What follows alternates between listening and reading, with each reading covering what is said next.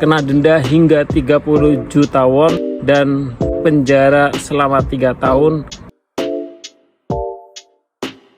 Assalamualaikum warahmatullahi wabarakatuh. Kawan-kawan semua, jumpa lagi di channel saya, channel sharing motivasi reality kerja di Korea. Oke teman-teman, ini saya akan memberikan informasi seperti biasa kepada kalian semua, yaitu tentang pedoman dan tata cara pemberangkatan TKA atau tenaga kerja asing setelah berakhirnya masa kerja. Jadi nanti teman-teman yang ada di rumah maupun yang ada di Korea ya, ketika kalian akan berakhir masa kerjanya, ingat ini ada pedoman dan tata caranya. Dan inilah pedoman dan tata cara tenaga kerja asing di Korea yang akan berakhir masa kerjanya. Langsung saja. Jadi teman-teman yang akan berakhir masa kerjanya, apabila kalian akan tetap tinggal di Korea dan tidak mematuhi peraturan dan terjadinya ilegal di Korea, nanti akan ada kerugian yang kalian dapatkan. Yang pertama, kerugiannya adalah yang pastinya kalian akan kena denda hingga 30 juta won dan penjara selama 3 tahun, yang itu ada tertera di dalam Undang-Undang Tenaga Kerja Asing pasal 20 yang ada di keimigrasian Korea Selatan. Dan bukan hanya itu saja, pastinya kalian akan mendapatkan kerugian seperti tidak akan mendapatkan kukmin atau kongkang bohong dan lain sebagainya. Walaupun nantinya kukmin yang dulu pernah bekerja itu bisa dicairkan, tapi tidak bisa langsung dicairkan karena kalian tidak pulang ke Indonesia. Dan pastinya nanti juga akan berpengaruh kepada generasi setelah kalian yang sedang berproses. Maka nanti pemerintah Korea akan mengurangi kuota pekerja asing negara tersebut. Seperti negara Indonesia, misalkan ada 200 kuota, maka nanti di tahun berikutnya akan dikurangi kuotanya. Dan inilah hal-hal yang perlu dipersiapkan ketika kalian mendekati masa kontrak yang akan habis. Tahapan yang pertama adalah kalian harus memesan tiket terlebih dahulu. Pemesanan tiket itu harus dipesan setelah kalian bersepakat dengan perusahaan mengenai tanggal kepulangan kalian. Dan yang kedua, tahapan yang kedua adalah pelaporan rencana hari kepulangan tenaga asing. Instansi yang bertanggung jawab di sini adalah Pusat Tenaga Kerja. Waktu pelaporan 1 bulan sebelum rencana tanggal kepulangan. Dokumen yang diperlukan: laporan keberangkatan kembali ke negara asal, fotokopi tiket pesawat, fotokopi paspor, fotokopi kartu pendaftaran orang asing.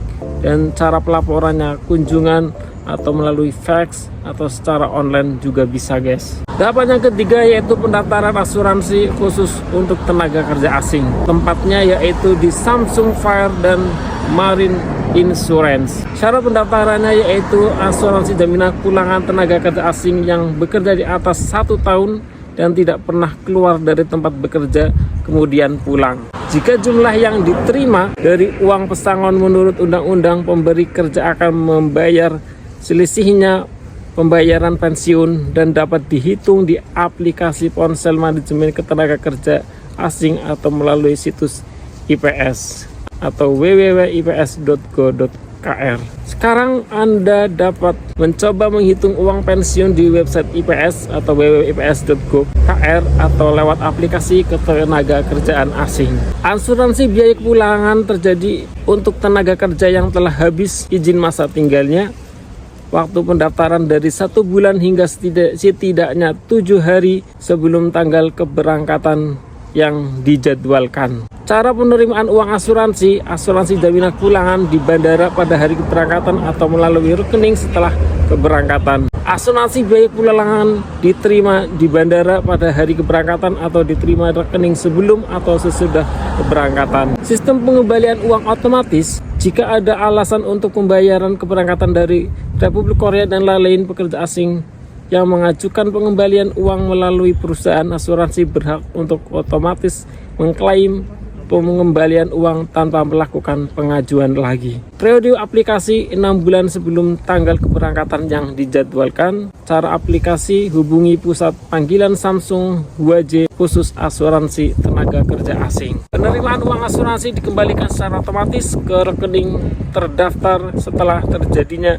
alasan pembayaran. Dan tahap yang keempat yaitu klaim dana pensiun atau Kukmin nasional sekaligus. Tempatnya ada di Badan Pelayanan Pensiun Nasional. Isinya yaitu kelayakan klaim pekerja asing bernegara yang dicakup oleh Badan Layanan Pensiun Nasional, negara yang tidak termasuk yaitu negara Nepal, Timor Leste, Myanmar, Bangladesh, dan Pakistan. Alhamdulillahnya untuk Indonesia masuk ya guys ya. Jadi ada Kukminnya. Masa penagihan dalam 5 tahun setelah penerimaan pendapatan. Metode penagihan bisa berkunjung, penerimaan pengembalian sekaligus, diterima di bandara pada hari keberangkatan atau diterima melalui rekening setelah keberangkatan.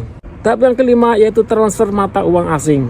Jika Anda meninggalkan Korea dengan jumlah yang setara dengan USD $10.000 termasuk uang pensiun dan asuransi dan lain-lain, Anda harus menyerahkan sertifikat deklarasi mata uang asing dikeluarkan oleh bank ke pabean pada saat keberangkatan. Uang tidak dapat dikeluarkan jika dokumen tidak lengkap. Tahap yang keenam, penerbitan surat bukti pengalaman kerja. Website IPS atau www.ips.go.kr setelah mendaftar menjadi anggota kemudian terbitkan surat bukti pengalaman kerja atau Pakleering dan layanan penerbitan di kantor pusat dan cabang Badan Pelayanan Pengembangan Tenaga Kerja seluruh Korea dan pusat IPS topik. Nah itu ya teman-teman informasi tentang pedoman dan tata cara keberangkatan tenaga kerja asing setelah berakhirnya masa kerja. Jadi teman-teman ini perlu Anda ketahui, baik teman-teman yang ada di rumah maupun teman-teman yang ada di Korea itu sendiri, untuk selalu update informasi pedoman tata cara bekerja di Korea Selatan, hal apa saja termasuk hal yang berkaitan tentang berakhirnya masa kerja. Itu aja informasi yang bisa saya sampaikan. Terima kasih, jangan lupa like, subscribe, dan komen serta share.